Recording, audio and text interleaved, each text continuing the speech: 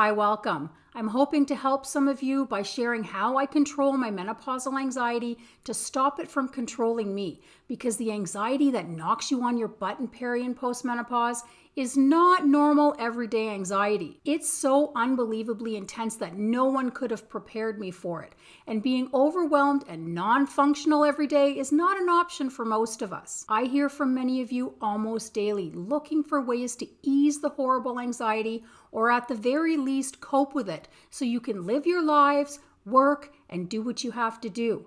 And I'm hoping something I share helps you do just that. The following things help me deal with my anxiety, and I'm functioning a lot better than I was in perimenopause. Anxiety hit me unexpectedly in perimenopause and was pretty debilitating. I was afraid to leave the house for fear of something happening to me thanks to the symptoms, and it spiraled from there. So the first thing I did was figure out the physiological reasons for anxiety in menopause and deal with them. The hormone shifts in midlife can change the microbiome where most of the serotonin resides, cortisol levels, the brain, sleep, blood sugar, and the ability to manage stress, and they all contribute to anxiety. Working on my gut health, getting adequate sleep, keeping my blood sugar stable, making sure I don't have any deficiencies, and doing what I can to keep my stress down and cortisol levels normal so I'm not chronically in fight or flight mode have made a big difference to my anxiety levels. Some of it's accomplished with lifestyle changes and some with supplements, and it's an ongoing process,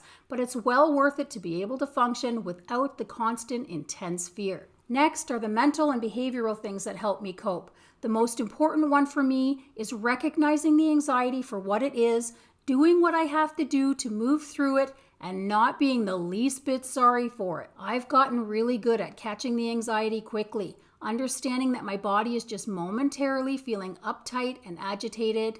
It won't hurt me, and once I use my coping strategies, it will pass. I also realize that others' reactions to my coping strategies are not my problem, and I don't give them 1 second of my attention. If I'm eating cough drops or singing in the grocery store, it's cool, go about your business. If I need a hot tea to keep me calm while I'm shopping, or I'm watching the ground while I walk to avoid the bright lights and crowds, don't worry about it. Seeing the anxiety for what it is, having coping strategies in place, and not giving a heck what anyone else thinks about it has served me well, and it helps tame my anxiety.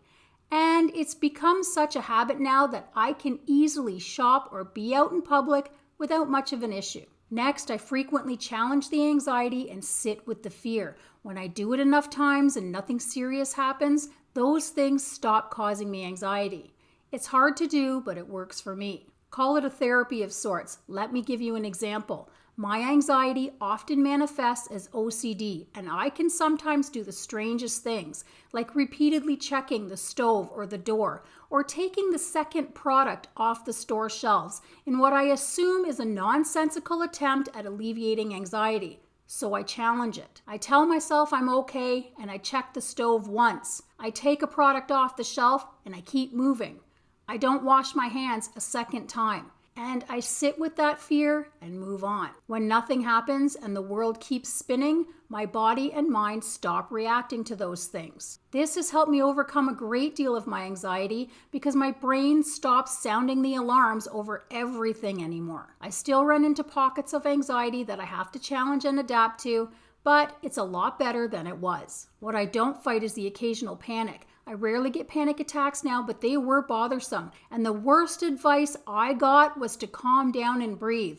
If I could calm myself, I wouldn't be panicking. I don't think anyone can breathe deeply and stay calm in the middle of a panic attack when you feel like you're falling apart and in danger. The adrenaline is just way too high. And what do people do when they think they're in danger? What do kids do when they're wound up too tight? They run, dash, move, and just go. So that's what I started doing. I got good at recognizing the panic, and when it hits, I get up and move, walk, clean, rearrange the closet, scrub the stove, whatever I have to do to distract myself and burn off the adrenaline.